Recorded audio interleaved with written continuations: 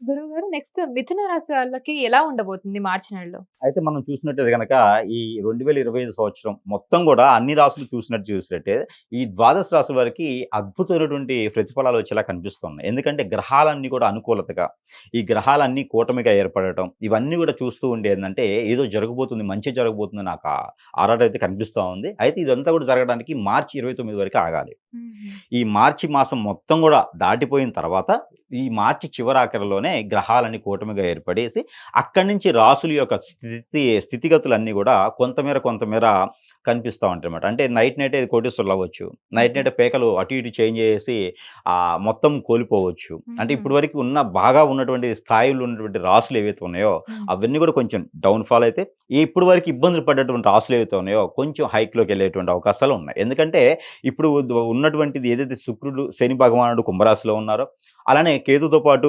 బుధుడు, రవి కూడా రాబోతున్నాడు మీన రాశికి.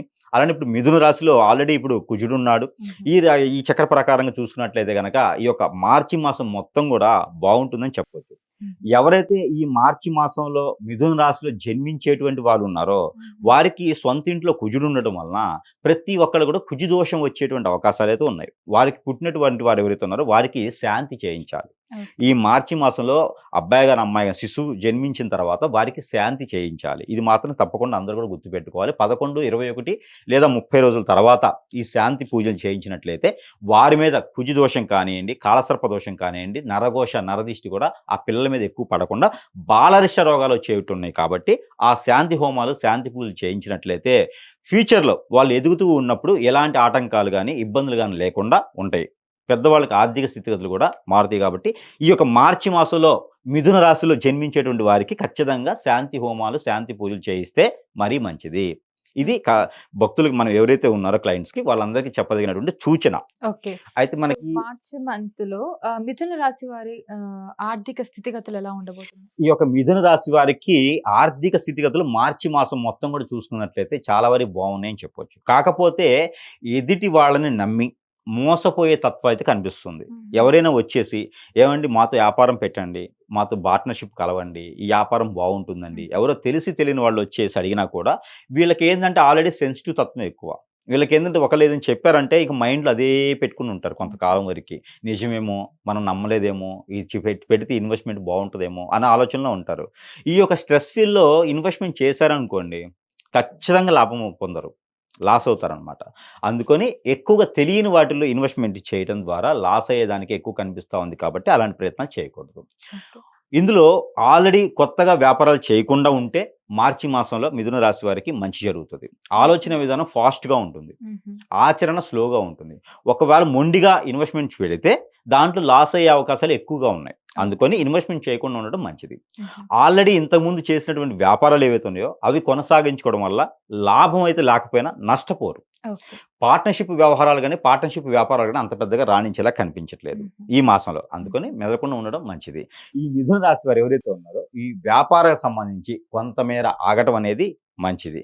ఈ యొక్క మిథున రాశి వారికి మరొకటేందంటే కొత్తగా వ్యాపారాలు కాకుండా పాత వ్యాపారాలనే మొదలుపెట్టుకొని అలానే ముందుకు సాగుతుంటే గనక ఆ నష్టం అనేది ఏదైతే ఉందో అది రికవరీ కాకపోయినా నష్టం ఇంకా పోకుండా ఉంటారు కాబట్టి ఆ రకం చేసుకుంటే బావుంటుంది. ఓకే. అలానే ఒక మిథున రాశి వారు ఎవరైతే ఉన్నారో ఆన్‌లైన్ బిజినెస్‌లు అలానే మనీ సర్క్యులేషన్ వ్యాపారాలు, షేర్స్ పెట్టుకోవడం, మ్యూచువల్ ఫండ్స్ పెట్టుకోవడం లాంటివి గూడా ఈ మంతు ఏదైతే మార్చి మాసం ఉందో, ఈ నెల చేయకుండా ఉండడం వల్ల మంచి జరుగుతా ఉంది. హుహు. అయితే వీరికి విదేశయానానికి ఏదైనా ప్రయత్నం చేసేవారు ఉంటే గనక ఖచ్చితంగా ప్రయత్నం చేయొచ్చు. విదేశానికి ప్రయత్నం చేస్తే గనక కెనడా లాంటి కంట్రీస్ అయితే వీళ్ళు వెళ్ళేటువంటి ఆలోచనలు ఉన్నాయి. ఓకే. చేయొచ్చు. జాబ్ ప్రకారంగా అయితే బానే ఉంటుంది. జాబ్‌లో వెసులుబాట్లు కూడా కనిపిస్తాయి. హుహు. చేసే జాబ్‌లో ప్రమోషన్స్ ఎక్కువగా కనిపిస్తా ఉన్నాయి. రాజకీయాలు ఏవైతే ఉన్నాయో జాబ్ చేసే దగ్గర రాజకీయాలన్నీ గూడా అవన్నీ గూడా పటాపంచలేసి మంచి ఫ్యూచర్ అయితే ముందుకుంటుంది. హుహు. మీరు చేసే వర్క్‌లో గూడా మంచి వృద్ధిల్లయ్యేదానికి, గుర్తించేదానికి గూడా అవకాశాలు ఎక్కువ కనిపిస్తా ఉన్నాయి. ఓకే.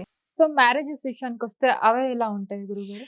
ఈ యొక్క మిథున రాశి వారికి మ్యారేజెస్ విషయం వస్తే గనక మార్చి మాసంలో మ్యారేజ్ గురించి ఆలోచించకపోవటమే మంచిది. హుహు. ఎందుకంటే అంతగా అనుకూలంగా లేవు. ఎందుకంటే సొంత ఇంట్లో కుజుడున్నాడు కాబట్టి డెసిషన్స్ అనేది ఖచ్చితంగా రాంగే తీసుకుంటారు. పెళ్ళిళ్ళ విషయంలో తొందరపడి నిర్ణయాలు తీసుకుంటారు. హుహు. అక్కడ అబ్బాయి మంచివాడా లేదా? అమ్మాయి మంచిగా ఉందా లేదా? ఆస్తిపరులా లేదా?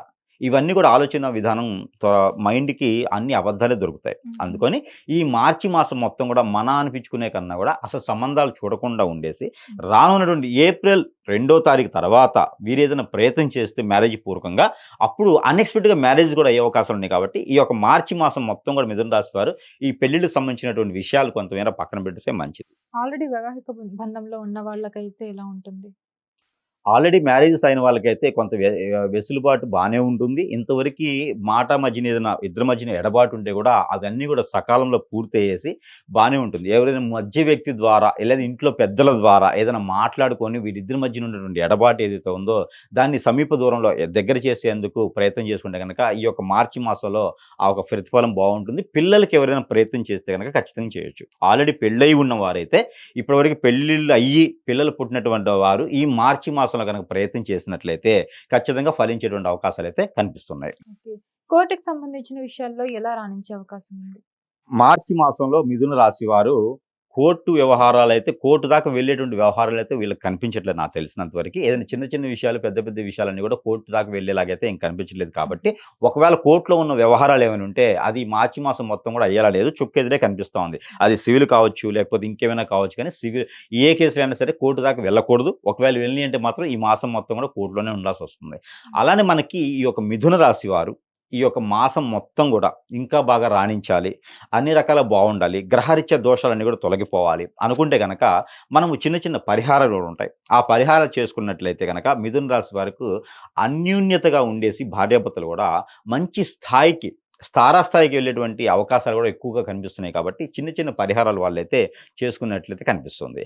ఆ పరిహారం నిమిత్తం ఏందంటే, ఏదన్నా విష్ణు ఆలయంలో ఒక బుధవారం కానీ, శనివారం కానీ, అట్‌లీస్ట్ సోమవారం అయినా సరే ఇక విష్ణు ఆలయంలో పులిహోర సమర్పించినట్లయితే, ఆ పులిహోర గూడా ఏం చేయాలంటే, చింతపండు పులిహోరలో ఇంగువ, ఆవాలు ఎక్కువ వేయాలి. హుహు. ఎక్కువ వేసినటువంటి పులిహోర సమర్పించినట్లయితే, రాహు దోషం ఏదైతే ఉందో, కేతు దోషం ఏదైతే ఉందో, కుజ దోషం ఏదైతే ఉందో, ఇవన్నీ గూడా కొంతమేర తొలగిపోయేలా ఉంటుంది. అలానే ఈ గ్రహాలిచ్చా కూడా శని భగవాన్ యొక్క అశుభ దృష్టి కూడా శుభ దృష్టిగా మలుచుకునేది ఉంటుంది కాబట్టి, ఈ యొక్క పులిహోరని నైవేద్యంగా సమర్పించేసి, అది ప్రసాద రూపంగా భక్తులు పెట్టినట్టయితే, ఆ గ్రహరీత్యా ఉన్నటువంటి దోషాలన్నీ గూడా కొంతమేర తొలగిపోయేలా కనిపిస్తుంది. ఎవరైనా వీరు నదీ స్నానం గనక ఆచరించినట్లయితే, ఆ నది స్నానం ఆచరించేప్పుడు ఒక కిలోంపావు నువ్వులు, నల్ల నువ్వులు ఒక కిలోంపావు ఏ రోజైనా చేయొచ్చు.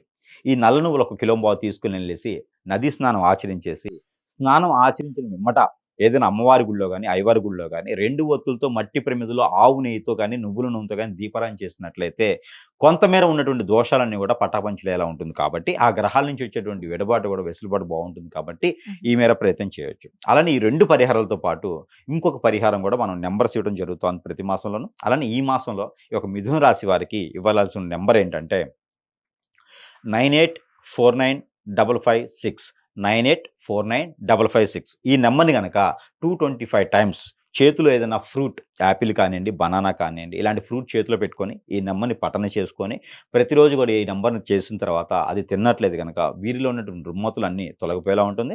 అలానే బయట ఏదన్నా మంచి పనులు డబ్బుల కోసం కానియండి, జాబ్ కోసం కానియండి, వెసులుబాటు కోసం వెళ్ళేటప్పుడు ఈ నంబర్‌ని పఠించుకొని వెళ్ళడం ద్వారా మంచి జరిగేదానికి ఎక్కువ ఆలోచన ఉంది కాబట్టి, ఈ చిన్న చిన్న పరిహారాలు చేసుకొని అదృష్టవంతులవ్వాలని నేను కోరుకుంటా ఉన్నాను. జై శ్రీమన్నారాయణ.